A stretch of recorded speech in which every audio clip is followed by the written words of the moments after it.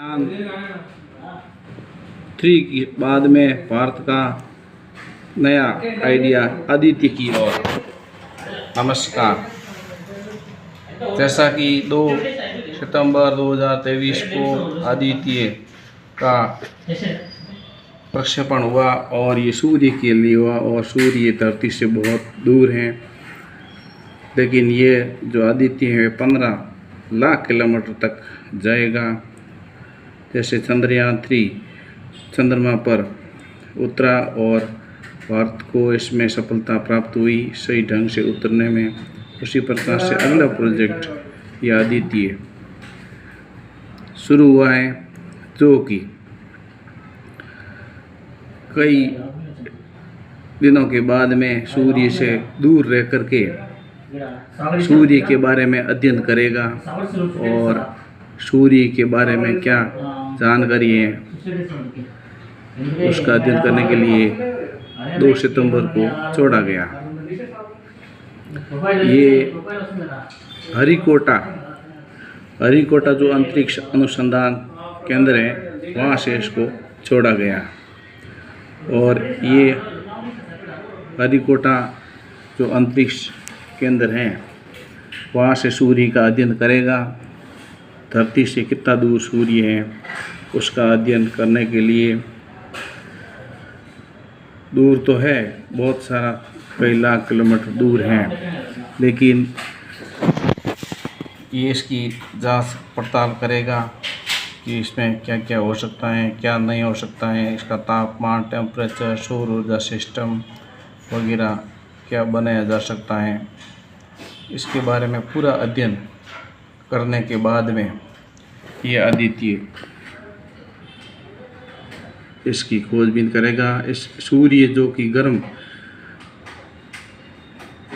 एक आग का गोला है और उससे बचने के लिए, उसकी किरणों से बचने के लिए इस पर स्पेशल जो आदित्य है उस पर कोटिंग किया हुआ है ताकि सूर्य से ये पिघले नहीं, सूर्य की जो आग है उसे सुरक्षित सूर्य के बारे में जानकारी प्राप्त हो सके।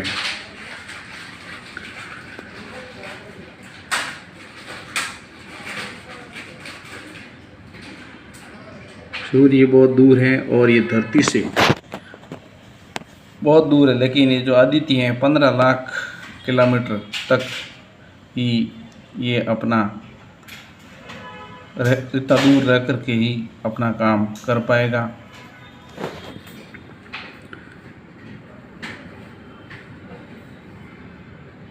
ये आग का गोला है रहता सूर्य, और ये जो प्रक्षेपण किया उसकी खुशी में इसरो सेंटर में बड़ी खुशी हुई और इसके बाद में ये आदित्य अपनी परिक्रमा, अपने परिसीमन जो उसको आदेश होगा उस हिसाब से ये वहाँ पर जा कर के और इसके बारे में, सूर्य के बारे में ज़रूरी जानकारी इकट्ठा करेगा और फिर इसरो को जो भी इसकी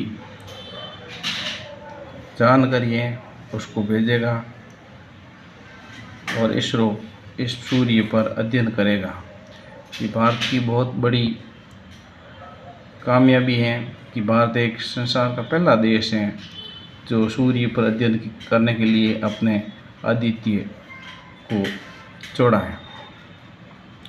दूसरा कोई ऐसा देश नहीं है जो सूर्य के लिए अपना कुछ उपग्रह छोड़ करके सूर्य के बारे में जानकारी इकट्ठा करें। सूर्य एक गैसों का गोला है, आग है, जो कि गैस उसमें जलती रहती है, लेकिन कैसी गैस है, क्या है, उससे और क्या अनुसंधान हो सकता है, इस सब की जानकारी करना बहुत ज़रूरी है। तो उसके लिए ये आदित्य को छोड़ा गया है और ये जांच करेगा और इसमें सफलता मिल गई, कुछ क्या हो सकता है, क्या नहीं हो सकता है, ये आगे की जानकारी तो बाद में ही मिल पाएगी। लेकिन ये भारत की बहुत अच्छी कामयाबी है कि वो अपने ये जो मिशन है उसमें कामयाब हो, जैसे चंद्रयान-3 जो पास हुआ है, उसी तरह इस पर भी कुछ अनुसंधान और बात हो सके तो आगे और अच्छा रहेगा। पूरे जो ग्रह हैं, नवग्रह और भी बाकी ग्रह, वो सब सूर्य के चारों ओर चक्कर लगाते हैं और सूर्य एक आग का गोला है, लेकिन उसमें कितनी किरणें हैं, कितनी तरह की उसमें शक्ति है, वो सब ये अध्ययन से ही मालूम पड़ेगा कितनी डिग्री तापमान रहता है। हालांकि सूर्य के पास में बिल्कुल पास में 5000 डिग्री का बोल रहे हैं, लेकिन जब ये आदित्य इसका शोध करेगा, अनुसंधान करेगा, तो सही जानकारी मिल पाएगी कि वास्तव में कितना इसका तापमान है और बाकी क्या क्या हो सकता है। सूर्य के चारों ओर पूरे नवग्रह घूमते हैं और जो ग्रह हैं उसके आसपास वो बहुत सूखे हुए हैं। धरती एक ऐसा ग्रह है जहाँ पर जीवन यापन होता है। तो ये आदित्य जो छोड़ा गया है उसके लिए इसरो के सभी वैज्ञानिकों को बहुत बहुत बधाई, और भारत तरक्की रास्ते पर आगे बढ़ रहा है, इसलिए सभी को बहुत बहुत खुशी होनी चाहिए और अपने इस खुशी पर और आगे अनुसंधान हो और लोगों को जागृत हो, जानकारी हो, वैज्ञानिक और सभी इस पर और जानकारी लेंगे और जो पौराणिक जानकारी हमारे जो ग्रंथों में है उससे कितनी मिलेगी कितनी नहीं मिलेगी, ये सब जानकारी ये आदित्य के द्वारा हमें प्राप्त होगी। आप मेरे चैनल को लाइक कीजिए, सब्सक्राइब कीजिए और शेयर कीजिए। सूर्य जो है कि बहुत दूर है और बहुत गर्मी देता है, इसकी पराबैंगनी किरणें हैं जैसे ओजोन परत है धरती की, तो ये भी इसमें भी छिद्र हो रहा है वायुमंडल के कारण। तो ये सब काफ़ी ऐसी जानकारी है कि उसको छिद्रों को कैसे रोकें और कैसे क्या कुछ हो सकता है।